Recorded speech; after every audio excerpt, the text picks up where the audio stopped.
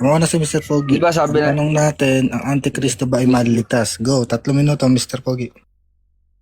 Ayun, magandang topic yun. Ang Antikristo ba ay maliligtas? Unang-una, tatalakayin natin yun kung ang Antikristo ba ay maliligtas. Gamitin natin itong talata na ito na ginagamit ng ating kaibigan. Although hindi naman naunawa ng binabasa man ay hindi man makakaunawa. Ngayon, ang Antikristo ba ay pwede maligtas o maliligtas ba? Babasahin muna natin 'to bago tayo sasagot. Sabi dito, sino ang sinungaling? Kundi ang tumatanggi na si Jesus ay siyang Kristo. Ito ang Antikristo na tinutukoy na tumatanggi. Ngayon, ang tawag sa kanya dun sa tumatanggi na si Jesus ay siyang Kristo, Antikristo 'yon. Kasi nga hindi pa siya nakalasap ng aral. Diba? Hindi pa siya nakalasap ng aral. Ngayon, nakapakinig siya ng aral na si Jesus pala ay siyang Kristo. Binaliktad niya ulit. Bumaligwas siya. Kinilala niya na si Jesus ay siyang Kristo. Bagaman nung una ay hindi niya kinikilala na si Jesus ay siyang Kristo. Ano ba yung wag natin halimbawa yung umpisa kinilala niya si Jesus ay hindi Kristo. Hindi, ang tanong ba doon, maliligtas ba yon? Para sa akin, ang tanong ba sa impyerno na yon, maliligtas? Para sa akin, hindi agad yun sa impyerno. Kasi, pwede pa yun magbago na isang tao eh. Bagaman hindi niya nakilala na si Jesus ay isang Kristo. Ngayon, makalipas ang mga, siguro nakapakinig siya. Ngayon, nakilala niya na si Jesus pala ay isang Kristo. Ano bang tawag na doon? Hindi na yun Antikristo. Pero may pagkakataon na yon, hindi maliligtas man yun o hindi. Pwede yun maligtas, pwede hindi. Yun ang sagot ko, hindi yun nadirekta na hindi na maligtas at ligtas na. Kasi nga, pag sinabi ko na maliligtas siya, parang ako na rin yung Diyos na nakakaalam. Pag sinabi ko na rin na hindi siya maliligtas, parang ako na rin ulit yung Diyos. Kasi nga, ang Diyos ang nakakaalam. Kung maililigtas ka, kasi ang Diyos gusto ng Diyos ang lahat ay maligtas at makaalam ng kaalaman. Ngayon nakaalam siya ng kaalaman na si Kristo pala ay siyang Diyos. Sabi doon sa unang Timoteo 2:5 ay basahin natin muna. Unang Timoteo nasabi dito na siya may ibig na ang lahat ng mga tao ay mga ligtas at makaalam ng katotohanan. Ito. Ngayon hindi niya alam ang katotohanan nung una na si Kristo pala ay si Jesus.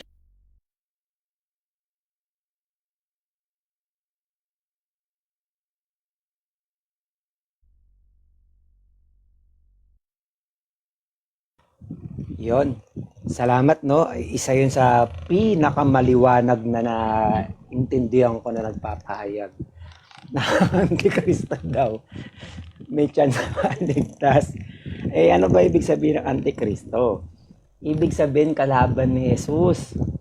Ang kalaban ni Jesus ay Diablo at mga bulaang mangaral. Basa tayo ng talata na mababasa sa Revelation 19:20. At nadakip ang hayop at ang bulaang propeta. It refers to Antikristo kasi kalaban nga yan ng Diyos. Silang dalawa ay tinapon ng buhay sa dagat-dagatang apoy na nagdininga sa asupre. Ligtas pala ang kalaban ni Kristo. Naku, yari tayo dyan. Basa pa tayo. Pahayag 20, versikulo 10. Ang Diablo, yan, kalaban ni Kristo yan. Meaning, considered as Antikristo, ay itinapon sa dagat-dagatang apoy at asupre na kinaroroonan din ng isa pang Antikristo. Hayop yon, refers to Antikristo, at bulaang propeta refers to Antikristo rin. Basta kalaban ka ni Kristo, wala kang chance maligtas dahil ang tagapagligtas natin ay ang Panginoong Jesucristo lang, na mababasa sa John 14:6, no one comes to the Father except by through me. So kung kalaban ka ni Kristo, wala ka nang ka-chance. Pero sinabi niya nagbago, ay wala na, iniba na yung topic na yun. Iba na, hindi na Antikristo yun, nagbago na nga eh. Ang usapan, yung Antikristo mismo itself. Diba? kung nagbalik loob ka na, hindi ka na mako-consider na antikristo. Eh, ligtas ka na nga naman talaga nun. Pero kung aaniban mo, yung magbabautismo sa'yo, yung nag-aaral na si Jesus daw ay hindi siya yung Kristo, eh, antikristo ka pa rin.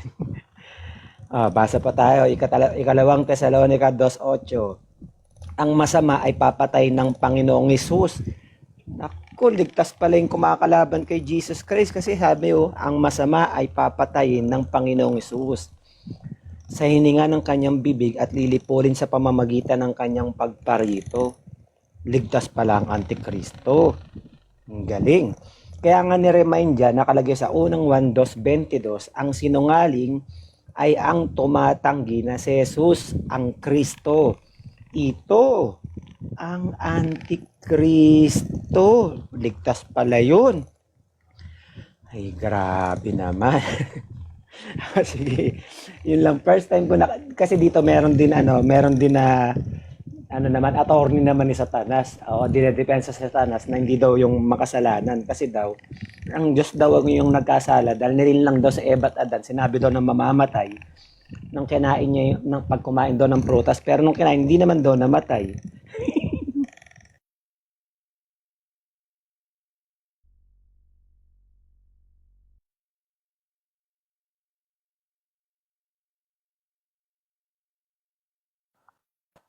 Oo, agree ako doon. May mga may mga antikristo kasi, Brother Aaron, na hindi na talaga pinatawad ng Diyos. Nakasulat na yan sa Judas 1:13.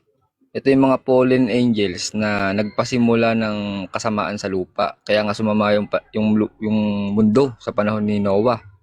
Ano? Kasi hindi naman niya gugunawin 'yon kung hindi galit ang Diyos sa daigdig noong unang panahon, puro kasamaan lang ang iniisip ng tao. So ang Diyos, matuwid siya na hukom. Matuwid kung humatol. Kaya nga katwiran eh.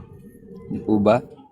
Naunawaan ng Diyos ang kalagayan ng Kristiyano kapag ito ay bakit ka pinanghihinaan ng loob? Hindi dahil sa galit ka sa Diyos. Bakit ka inuusig? Hindi dahil sa ikaw ay masama. So may mga ganun term. At mayroong mga nadaya lang. May mga nadaya kasi si Satanas eh. Ngayon, itong mga nadaya na to, hindi naman to talaga likas na masama. Halimbawa, ganito si Pablo. Sa panahon ng Kristyanismo, sa 1:13 ng Galacia, iba yung pinaglilingkuran ni Pablo na relihiyon. Iba. Kaya nga hindi niya pagkaalam.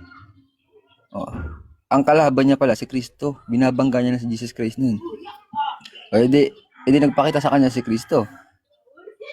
Na bago ngayon si Pablo. So may mga ganung pagkakataon na hindi naman lahat ng pangyayari na kapag ikaw ay sinabing antikristo, ang ibig sabihin kasi niyan, Brad, kalaban ni Kristo. So kapag ikaw na liwanagan, pwede kang maibalik. Pero sa usapang antikristo ba ay maliligtas? Hindi, kalaban nga eh. Hindi yan maliligtas kasi kapag hindi nagbago yung antikristo na yan, nadaya lang hindi yan yung fallen angels talaga na mula sa langit. Yun ang hindi pinatawad ng Diyos. Kasi sa mula't mula pa, mamamatay tao na yon. 8:44 ng Juan. Yun ang hindi pinatawad ng Diyos. At yung mga anghel na umibig pa sa dilim. Pansinin niyo to bumaba na yung ilaw sa sanlibutan. Inibig pa nila ang dilim kaysa sa liwanag. Kita mo na itong gano'ng kasama yung mga tao na yun sa panahon pa ni Kristo. Biruin mo yun, Brad. Bumaba na nga yung ilaw, inibig pa nila yung dilim kaysa sa ilaw. Bakit? Kasi nga masasama ang kanilang gawa. So yun, doon sa paghatol na yun, matuwid ang hatol ng Diyos. Bakit? Hahatulan nga tayo at ayon sa ating mga ginawa 12:14 ng Ecclesiastes at Hebreo 9:27. Ngayon lang, salamat po.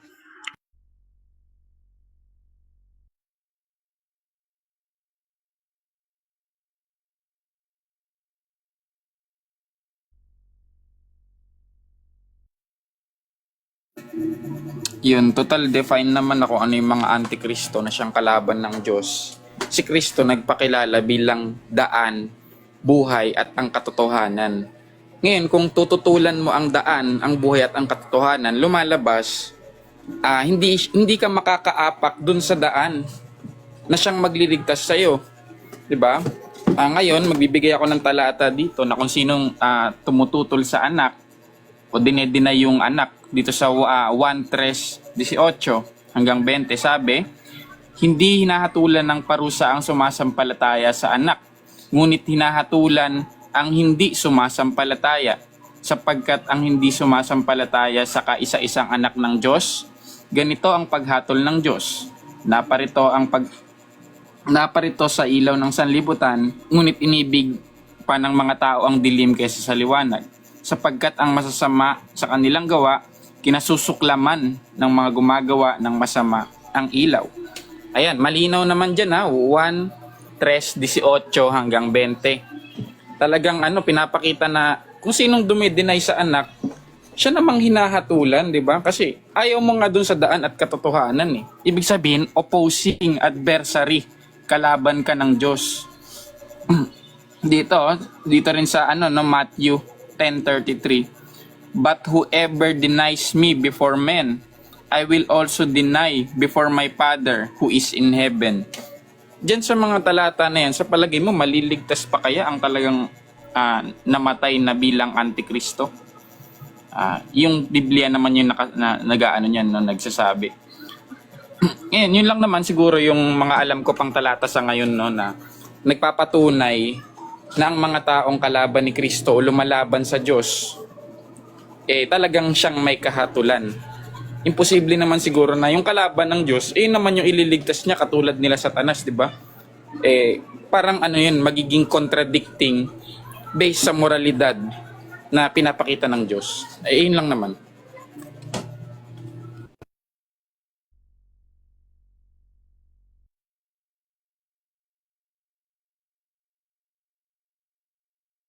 Wala si View. May 30 seconds pa pala ako, no?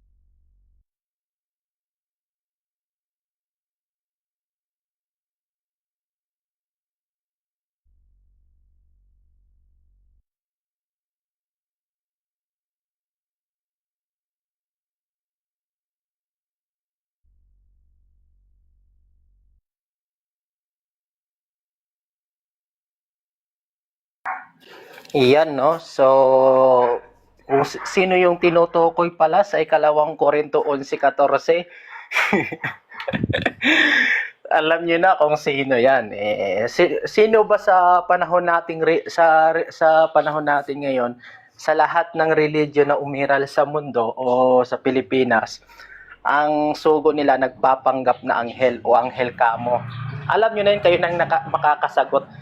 Comment nga Aaron, comment nga kayo sa comment section kung ano. Alam nyo na yon kung sino.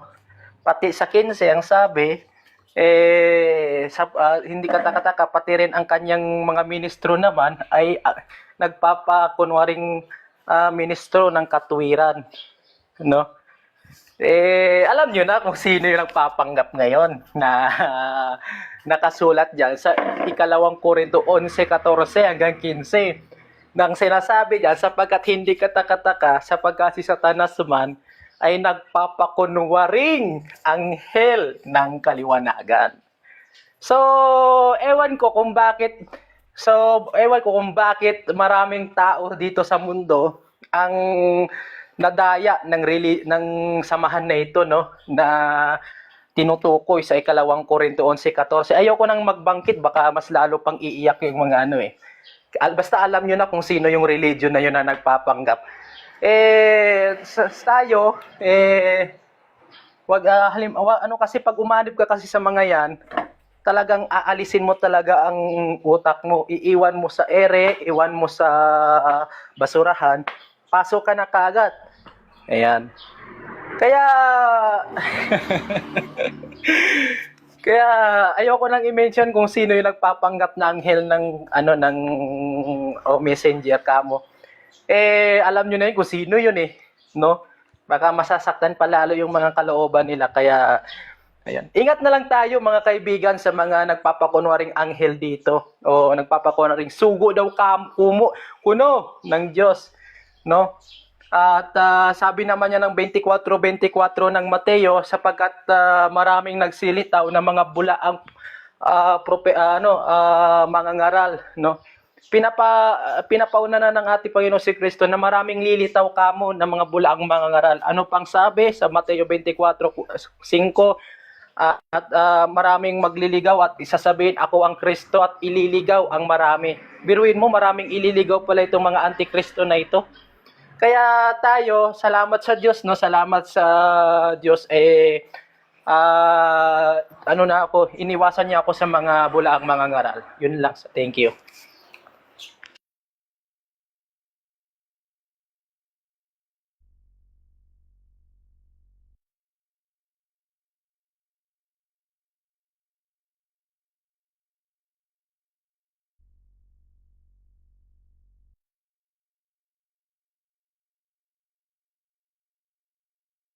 Ikaw na, Mr. Pogi.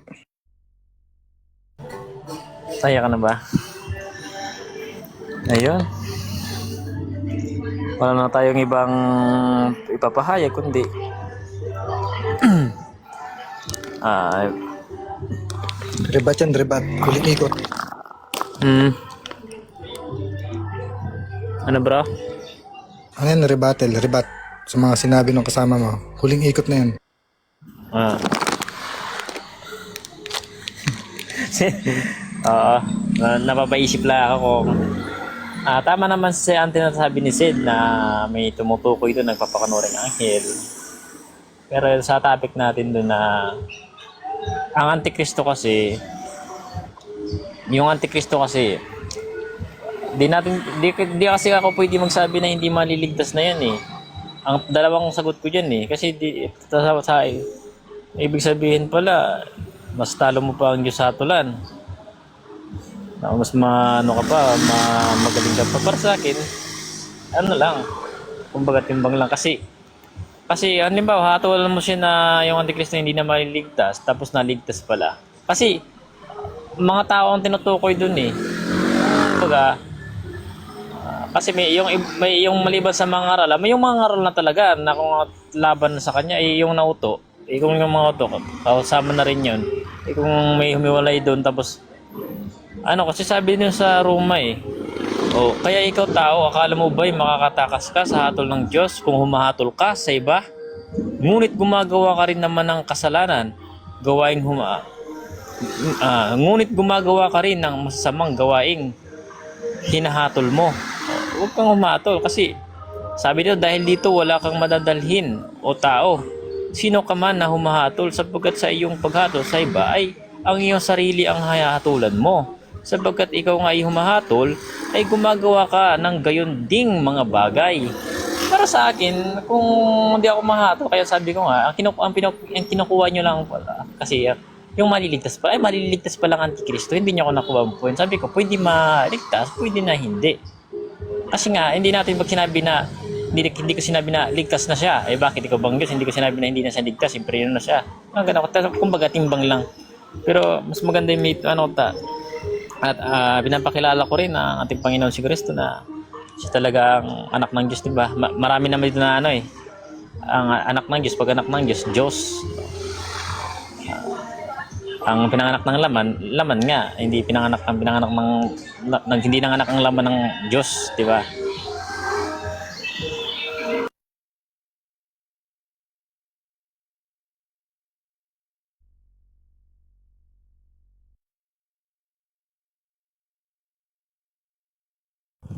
Ang Kelburista, pa-up daw si Bishop Bibot. May Ayun, akit ba? ah, Nagsasayang kasi ako. Sige, sige. ayun, tawag dito.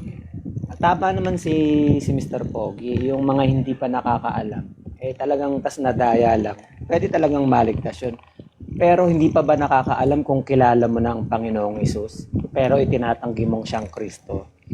Malabo yun. Nakakaalam ka na nun. Hindi ka na nun nadaya. Alam mo na eh. Nababasa mo na word for word. Pero pinapangatwiranan mo pa. Pero punta tayo sa topic. At hindi ka takataka sapagkat si Satanas man ay nagpapakunwaring anghel ng kaliwanagan, kaya't hindi dakilang bagay ko ang kanyang mga ministro, naman ay nagkukunwaring mga ministro ng katwiran. Hindi naman lihim sa atin kung anong samahan yung nasa panahon natin ngayon na may kinikilalang anghel at ministro. Pero, punta tayo sa paliwanag ng Biblia.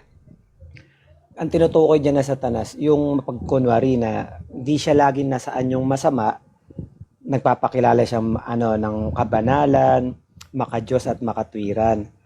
Ang panlilin lang ay mas mapanganib kapag ito ay nakabalot sa anyong kabanalan, karunungan sa reliyon. Kaya hindi lahat ng mukhang makadiyos, gaya nung, hindi ko na lang babanggitin, kilala nyo nun, na ay tunay na mula sa Diyos yun. Ano naman yung tinutukoy ng mga ministro? Ganon din, same thing. Mga bulaang guro, propeta o maling pinapangaral. Ano yung mga maling pinapangaral? Naku, napakarami nun. Na binababa yung ating Panginoong Jesucristo. Inaalis yung divinity. May mababasa na tao, oo, tanggap natin tao, pero may mababasa rin na Diyos, pero pipilipitin. Mga bulaang ministro or yung tinatawag dyan sa 15, maaaring gumagamit sila ng Biblia, pangalan ni Jesus, moral na pananalita, ngunit binabaluktot ang katotohanan. Kaya ang ano dyan sa talata na hindi sapat yung maka-Bible ka, maka-Jesus, ang sinasabi, mahalaga kung tapat ka sa buong aral ni Kristo at ang iglesyang kanyang itinatag. Kasi mababasa naman sa 1:16, meron pa akong ibang mga tupa na wala sa kulungang ito. Kailangan ko pa rin naman silang dalhin. Ang problema, yung mga nagsulputan, hindi sumama kay Kristo, nagtatag ng sarili. Kasi isa lang ang iglesia. Isa lang. Isa lang ang tinatag. Wala nang iba. Walang sinabing, dadagdagan ko yan, magtatayo ako dun sa Far East, magtatayo ako dun. Walang ganon. Kaya hindi sila sumama kay Kristo. Kaya sila tinutukoy dyan. Pero wala akong minention na samahan. Alam nyo na naman kung sino yung nagpapakilala na ganon. Yun lang.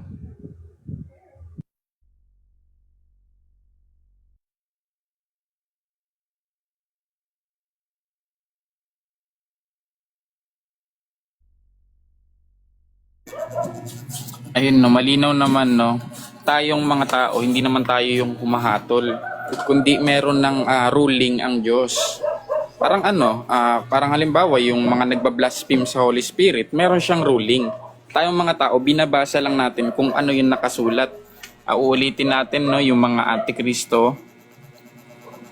Sila yung sa nasa 1Gs 1:22. Sabi dito sa sa KJV version, who is a liar but he denied that Jesus is Christ. He is an antichrist that denies the Father and the Son.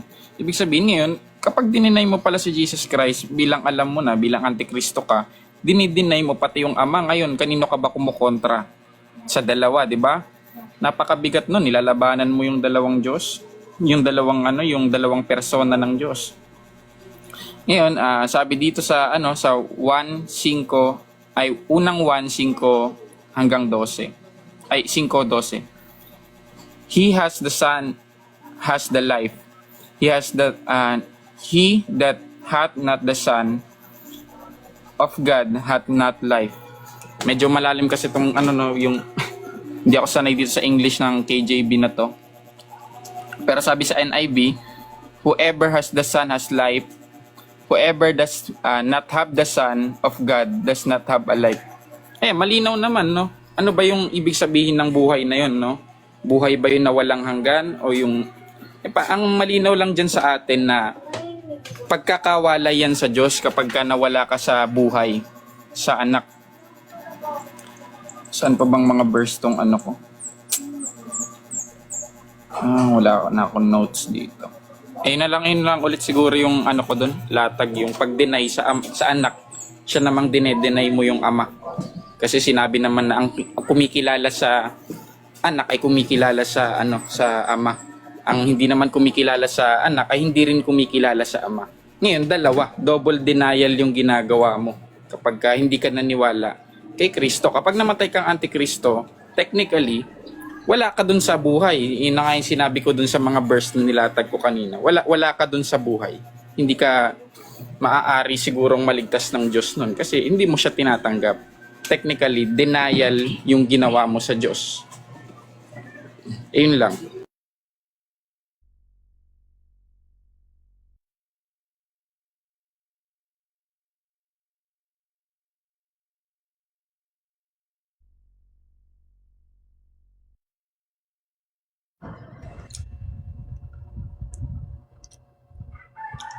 Yun, shoutout sa ating 15 viewers.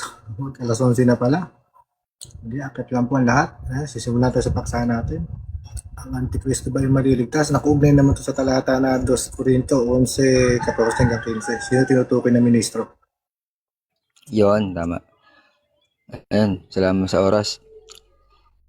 Hindi yan talaga maliligtas. Lalo na yung mga lumalaban sa ROG. Naka, hindi yan maliligtas. Bakit? Wala namang makasalanang pupunta sa langit. Kaya kung sasabihin mo nagkakasala ka pa, sabi pa ng iba, oras daw nagkakasala sila. Anong klaseng pangatwiran yan?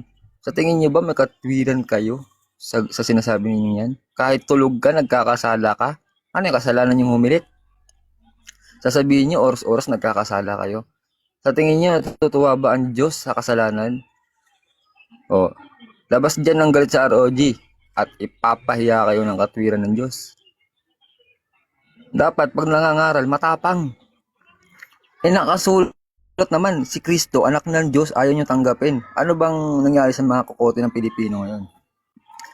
Para kayong mga Hudyo noong unang panahon Ayaw nilang kilalanin si Kristo bilang hari ng mga Hudyo.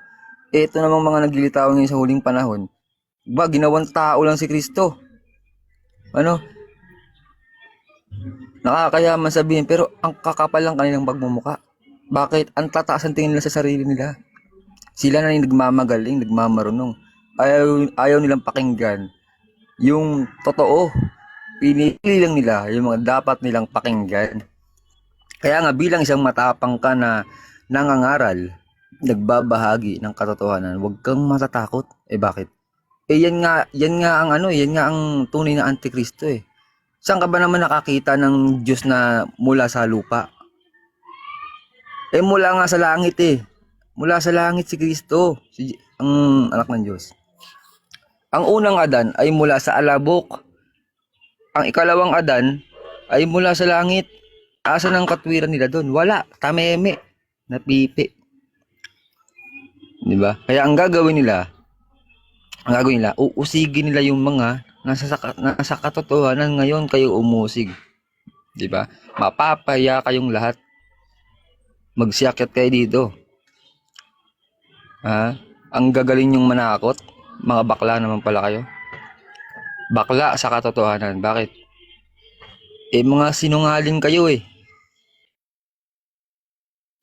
Anak nga ng Diyos tapos sasabihin niya tao lang.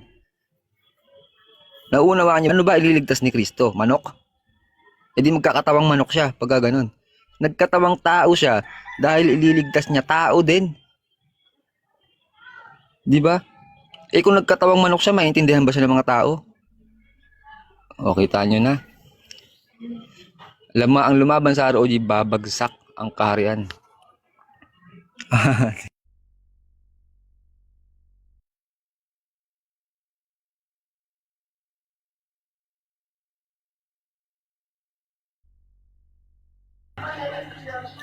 Ayan. So, balik tayo ulit sa topic kanina kung sino yung nagpapanggap na anghel ng kaliwanagan sa ikalawang Korinto 11:14 ay yun po yung mga three colors o iba pang mga kasi hindi natin alam mga kaibigan Marami kasi sa ating panahon ngayon, sa ating relihiyon ngayon, maraming nagki-claim ng pagiging sugo o pagiging anghel, no? Hindi natin nalalaman kung sino ba sa kanila ang tunay na sugo ng Diyos talaga. Meron sa Biblia, merong pinagbabatayan ang Diyos na talagang yung tao na yun ay siya ay sinugo ng Diyos. Basahin natin ang Juan 7 nang sinasabi doon, sapagkat ang kanyang mga sinasabi ay hindi galing sa kanya kundi galing sa Diyos, no? Kasi marami ngayon sa panahon natin nagtuturo sarili-sarili nilang sarili-sarili nilang aral o turo ano bang sabi ng Panginoong Diyos na yun sa kanila? 7:7 ng Marcos. Ano sabi? Datapwat walang kabuluhan ang pagsamba nila sa akin na nagtuturo ng pinakaaral ng utos ng mga tao. So, walang silbi ang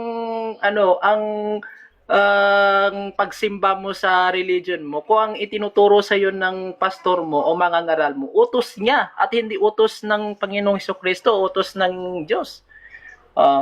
Kaya mga kaibigan, 2026 na, mag-isip-isip na tayo.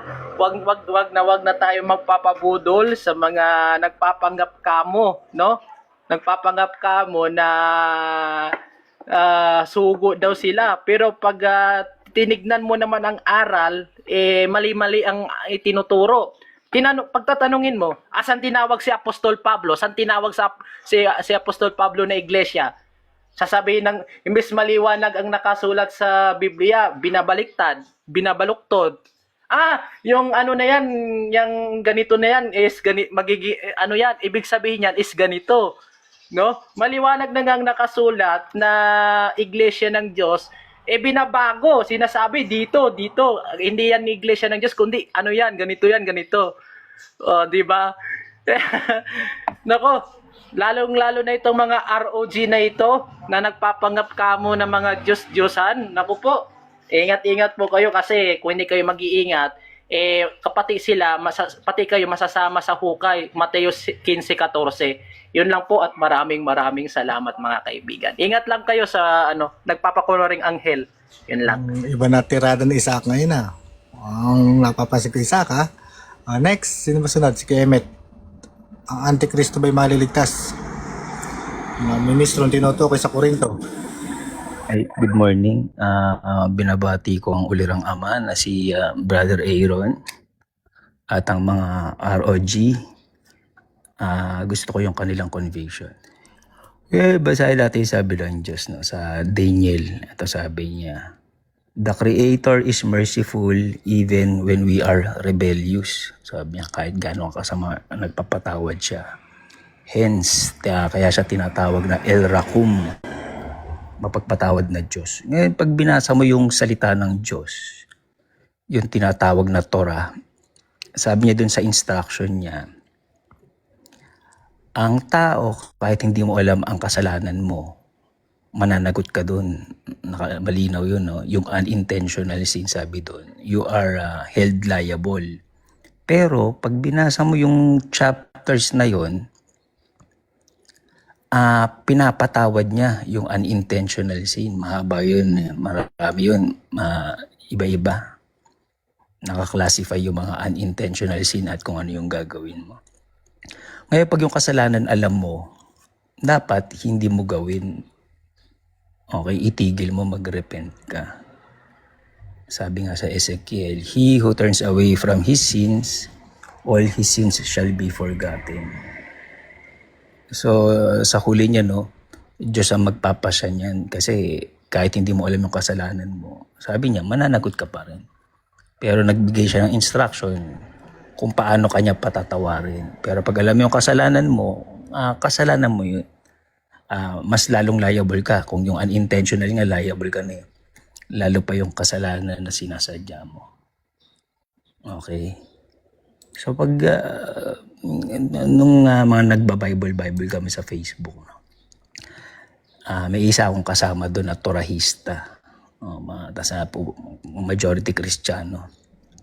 Ngayon sinasabi niya, kung Kristiyano kayo at followers of Christ kayo, bakit kayo nagtuturo na okay lang gumawa ng kasalanan? Hindi ganun. Dapat kung idol nyo yung Jesus, at yung Jesus sabi nyo hindi gumagawa ng kasalanan, dapat ganun yung tinuturo nyo. Magturo kayo na wag gumawa ng kasalanan. Hindi yung sasabihin nyo na normal lang gumawa ng kasalanan. Masakit yun, no? Lalo na kung mga usas na sinasabing normal lang magkasala. Napakakapal ng Biblia. Para saan lahat ng warning ng Diyos kung lahat ililigtas niya? Okay, maraming salamat mga kapatid.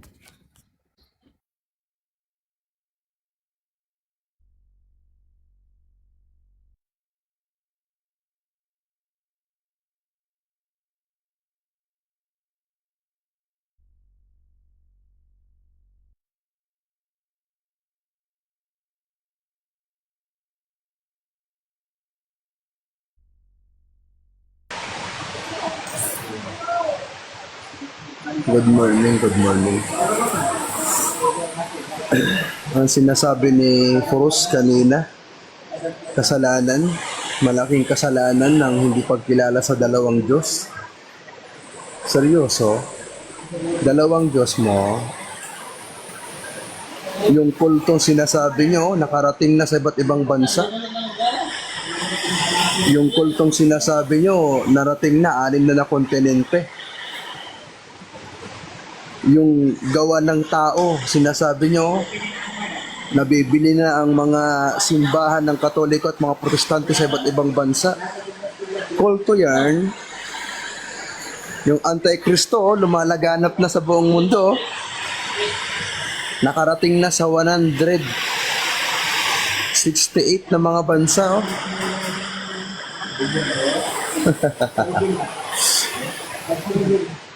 Yung kulto, sinasakop na kayong mga tunay, oh.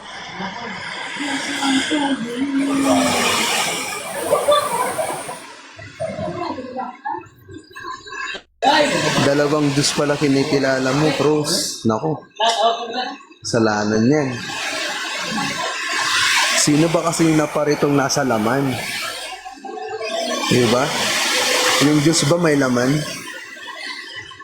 Patay tayo dyan. Yung Antikristo na sinasabi nyo, laganap na. Binibili na mga simbahan ninyo kasi wala na sumasamba. Nako.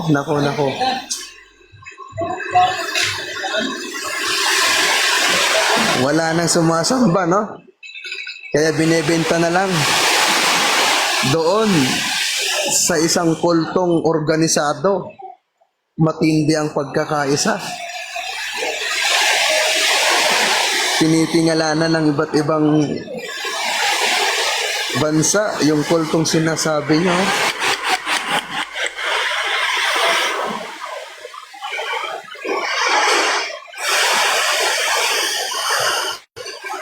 Hindi ko kailangan maglatag.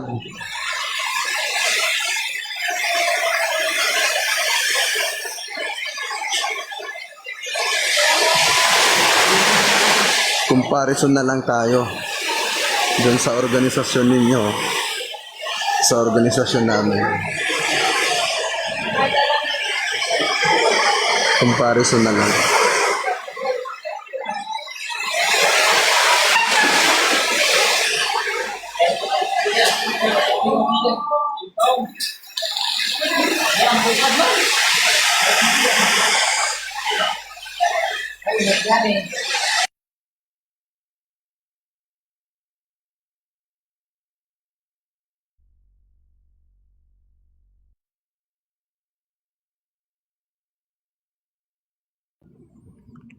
Ayun.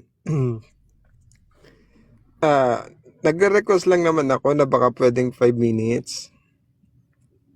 Ayan. Ang topic kasi, ang Antikristo ba ay maliligtas? Ano? Magandang topic kasi yan eh. Ang Diyos kasi ang Diyos, ibig ng Diyos na ang lahat ng tao ay mga ligtas at makaalam ng katotohanan, sabi sa unang Timoteo 2:4. Ngayon, kung hahatulan natin na ang Antikristo ba ay sureball na talagang hindi maliligtas, mali yun. In a sense na nabubuhay pa siya. Halimbawa, 25 years kang Antikristo, Pagdating mo ng 26, nakakilala ka. Ganyan si Pablo Sabi sa Galacia, sapagkat inyong nabalitaan ang aking pamumuhay ng nakaraang panahon sa relihiyon ng mga Hudyo, kung paano ang aking inusig na malabis at nilipol ang iglesia ng Diyos. Dati si Pablo, antikristo hindi niya tanggap yung relihiyon ng iglesia ng Diyos na pamumuno ng ating Panginoong Kristo. Iniusig niya yun At ako'y nangunguna sa relihiyon ng mga Hudyo ng higit kaysa marami sa aking mga kasinggulang, sa aking mga kasabayan, palibhas ay taong masikap ako sa malit-saling sabi ng aking mga magulang. Ang wala ng kaligtasan, yung lumalaban sa espiritu. Ano yung hindi na maliligtas? Sapagkat tungkol sa minsang naliwanagan at nakalasap ng kaloob ng kalangitan at mga nakabahagi ng Espiritu Santo at nakalasap ng mga mabubuting salita ng Diyos at ng mga kapangyarihan ng panahong darating at saka nahiwalay sa Diyos. Ayun pala yung hinahatulan sabi ni Kristo, humatol kayo, huwag kayong humatol upang kayong hatulan. Humatol kayo ng matuwid na paghatol. Pwede tayong humatol, pero matuwid na paghatol. Ang walang kaligtasan dito, yung mga talagang nahiwalay sa Diyos. Pero yung taong antikristo, limbawa, pwedeng magbago yun in a sense na hindi pa siya namamatay, na nagpapatuloy. Sa bandang araw, si Pablo kasi tinawag na dati siyang antikristo, pero nagbalik sa Diyos at naging apostol siya. Bitin ng 3 minutes para sa gantong tema. Ayan, salamat sa Diyos.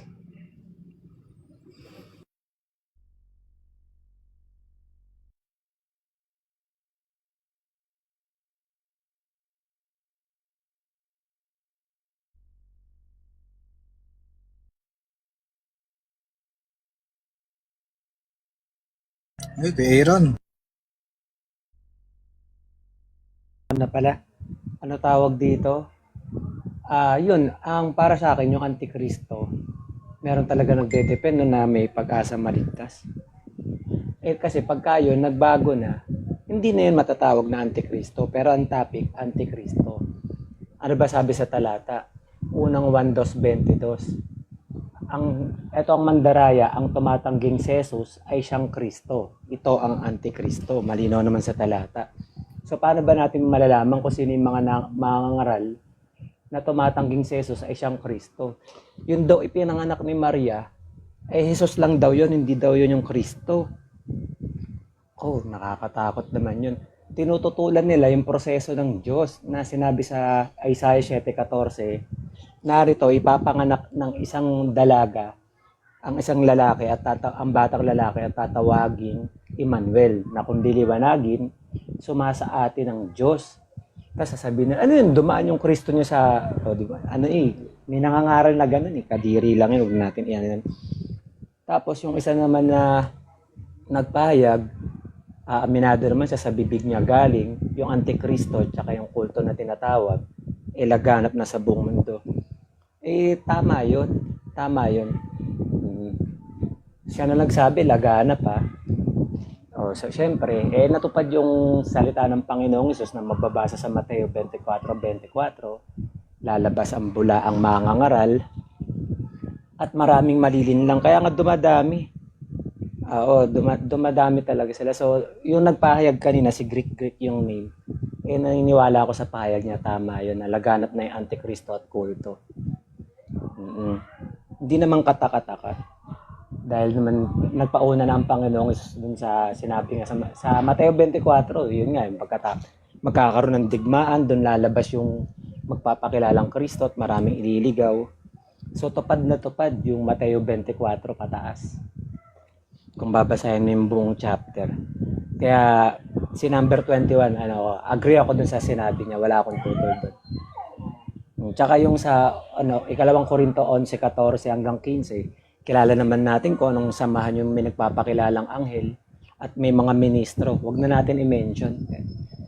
Pero alam ko yun din yung binabanggit ni number 21 na laganap na yung Antikristo. 169 countries worldwide. Natutupad talagang salita ng Panginoong Hesus, nalalaganap nga ang kalaban niya. So tama lang yun.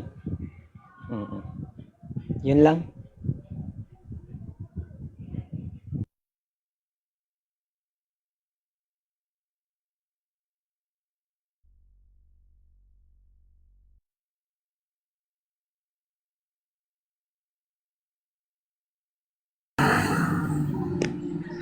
Ayun. Magandang topic nyo para sa akin naman, yung magandang topic naman, no? Nasabi doon na nahintayin niya ang mapalad na pag-asa at ang pagpapakita ng kalawalatian ng ating dakilang Diyos at tagapagligtas na si Jesucristo. Nahintayin natin yung dakilang Diyos na ang ating Panginoong Jesucristo sa pagpaparito niya. So sa pagpaparito niya, siya'y pumaparitong nasa mga lapaap, no? Sa panahon na yun, no? At makikita siya ng bawat mata na nagsiulos sa kanya at ang mga lahat ng mga angkan sa lupa. Magsisitaghoy sila sa kanya. Gayon din siya nawa.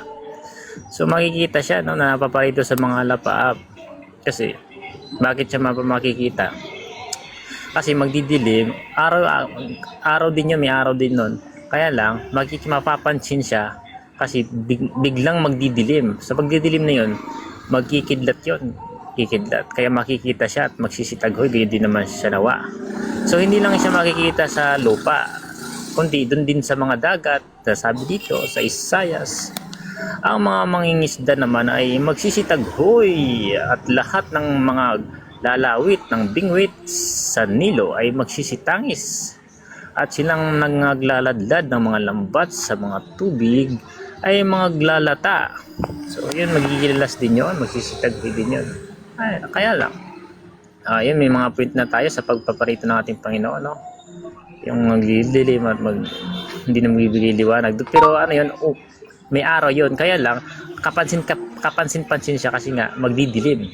So doon yun na sa pagbabalik niya, magkita siya ng mga bawal sa kanya, yung nagsiulo sa kanya. Kaya lang, may mga tao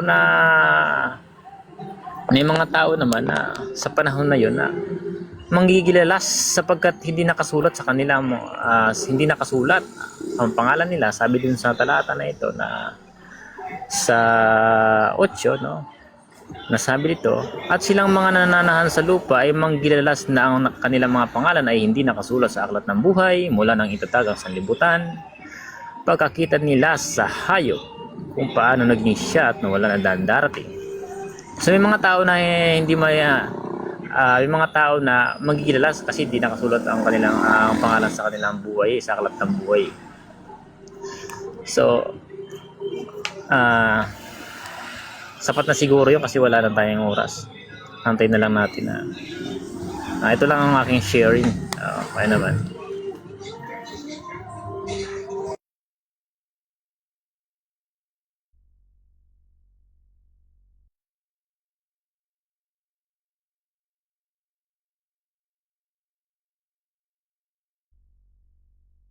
Ayun, no? Klarong-klaro naman, slip of the tongue kanina, yung binanggit kong dalawang persona. Inulit ko pa ngayon actually para maklarify. Kasi nag-slip of the tongue. Pero nakatakbo na si number 21 at tinatanggap niya din naman na kulto itong mga namimili ng simbahan sa amin. At least tinatanggap niya na kulto ito, no? Malinaw naman na inaagrihan din naman ng nakararami dito sa sa panel. Ngayon, babalikan na natin yung mga tagapagtanggol ng mga antikristo. Para silang mga lawyer ni Satanas, kasi si Satanas man din ay kalaban ng Diyos na tulad din ng mga antikristo kasi tinututulan ng anak, tinututulan din ng pagka-Diyos ng Ama, 'di ba? Ngayon sabi dito nga sa sa binanggit ko na to kanina sa MBB, unang 1:5-12, ang sino mang may anak ng Diyos ay may buhay. Ang walang anak ng Diyos ay walang buhay. Ayan isipin mo, lawyer ng mga antikristo, ililigtas nyo talaga yung mga yan. Klinaron na namin yan, establish na yung definition na ang mga antikristo, siyang kalaban ng Diyos. Ngayon, Binabanggit nyo pati yung mga nagbago na. Tatawagin nyo ba ng mga antikristo yung mga kumikilala na nanampalataya, sumusunod kay Kristo? Isipin nyo nga yan mabuti kung sumisiksik sa kukote nyo. Ngayon, dapat ang tindigan nyo, yung mga antikristo na siyang kalaban ni Kristo ay maliligtas. Diba? Ilang beses na namin binanggit dito, oh.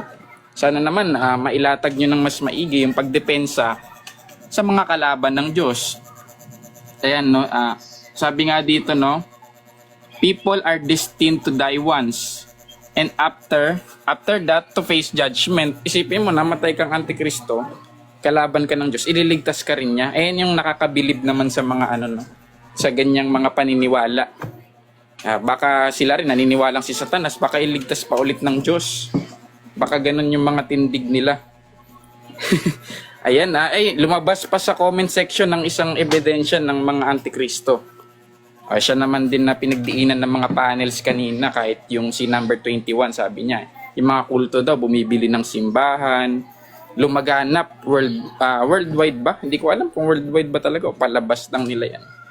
Ayan ang mga sinabi. O may ruling naman na yung Diyos sa mga kalaban niya na mawawalan ng buhay kasi hindi tinatanggap ang anak, hindi rin tinatanggap ang ama. Ayun lang siguro. Maraming salamat. Okay, pasagutin naman natin si Kuya Red nga muna para maganda yung diretso ng oras.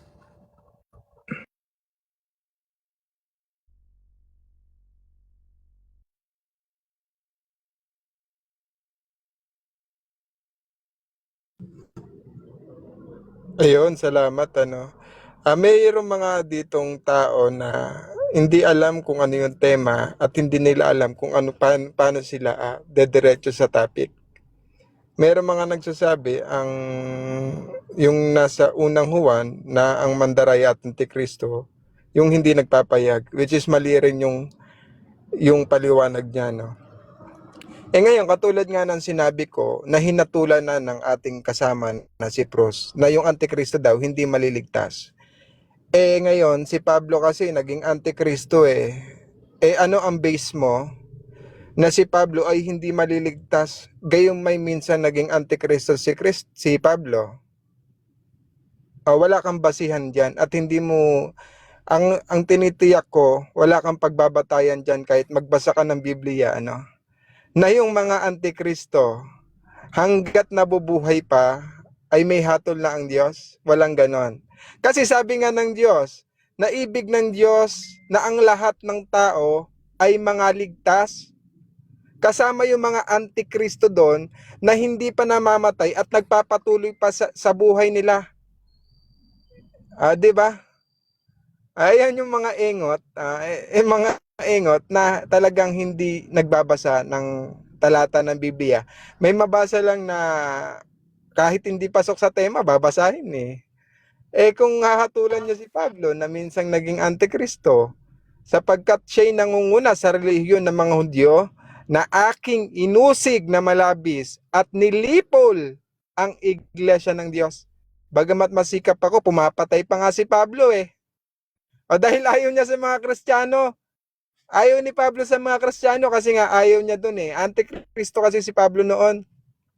Ngayon, ano sabi ni Pablo? Ngunit, nang magalingin ako, ngunit tinawag ako. Tinawag si Pablo para pala kay Pros, hinatulan niya na si Pablo na walang kapatawar. Sabi ng Diyos, sa mga nasa labas, Diyos ang humahatol. Ngayon, katulad ng sinabi ko, sinabi ni Kristo, wag kayong humatol upang wag kayong hatulan. Humatol kayo ng matuwid na paghatol. Yung hatol ni Pros hindi matuwid. Bakit? Walang batayan. Diba? Ang mahirap kasi sa atin, sinasalita natin yung salita ng Diyos pero wala tayong alam. Dinedepensahan natin na tayo may Diyos pero hindi natin alam kung paano natin ililigtas o yung sasagipin yung ating pananampalataya kasi nakikinig lang kayo sa sinasabi ng pare yung antikristo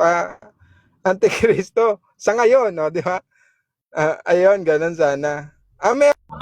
Ayan, so pagsalitain ko muna si Kuya Way. Total siya ang ating nag-give sa atin. So priority natin ang ating supporter sa live. Kuya Way, kayo na muna agad.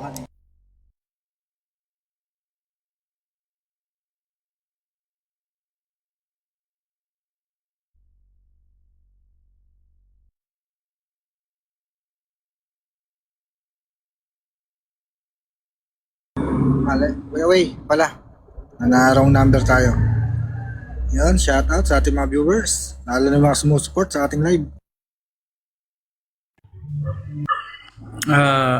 Magandang umaga, kararating ko lang. May narinig akong mga salitang hindi kasang-ayon ng Biblia na yung Antikristo maliligtas.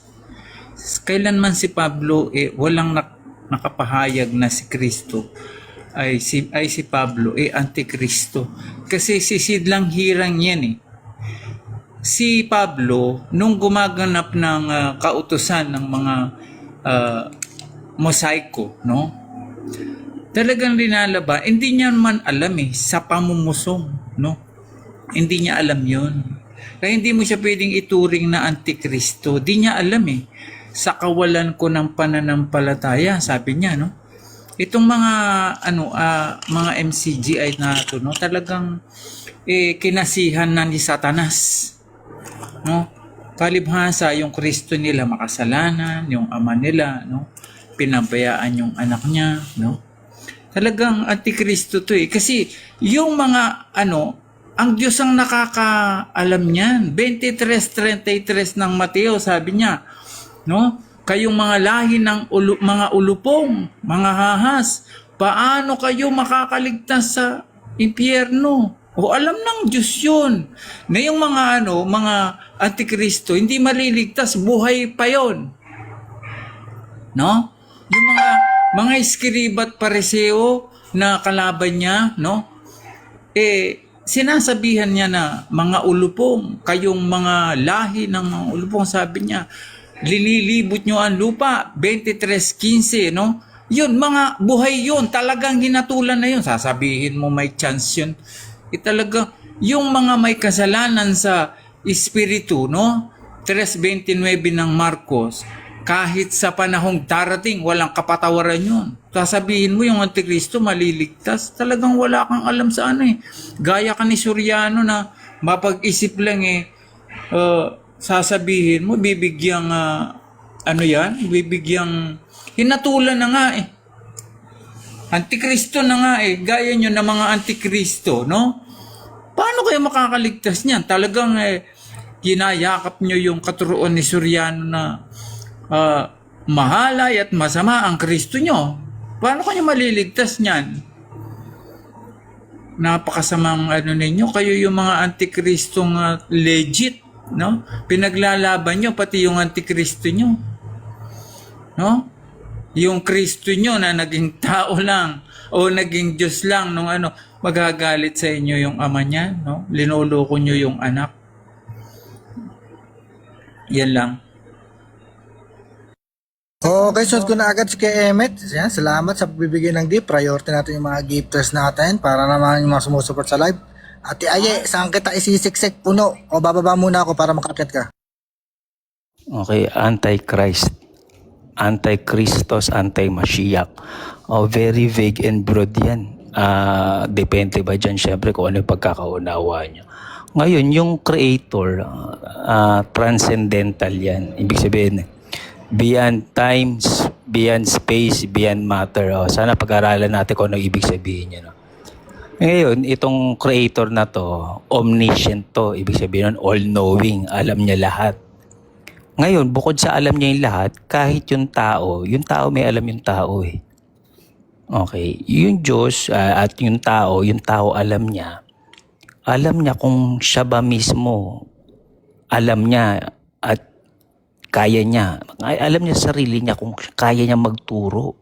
Siya yung karapat-dapat na magtuturo ng libro na yon. Malalaman ng tao yun Sila mismo alam na nila yan. Simulat sa pool, alam nila kung kaya talaga nilang i-interpret yung libro ng Diyos.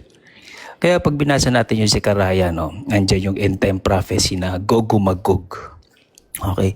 Titipunin ng Diyos lahat ng mga pagano para labanan yung tinatawag niyang chosen people, kung sino man yan. Ngayon, doon niya gugunawin yung mundo. Sabi niya, when you trust Israel, you are trusting me. Okay, diyan nagugunawin ng Diyos yung mundo. Later on, pag binasa mo yan, nakalagay din dyan, yung mga false prophets, aamin yan. Aaminin nila ng mga false prophets sila. At pag binasa mo yan, nakalagay dyan, itong mga pagano, okay, the nations, aaminin nila na wala sa kanila yung Diyos. Simulat sa pula alam nila yan eh. Okay, pag ikaw nilapag ang kaba ng libro ng mga Hebreo, kaya mong ipalawan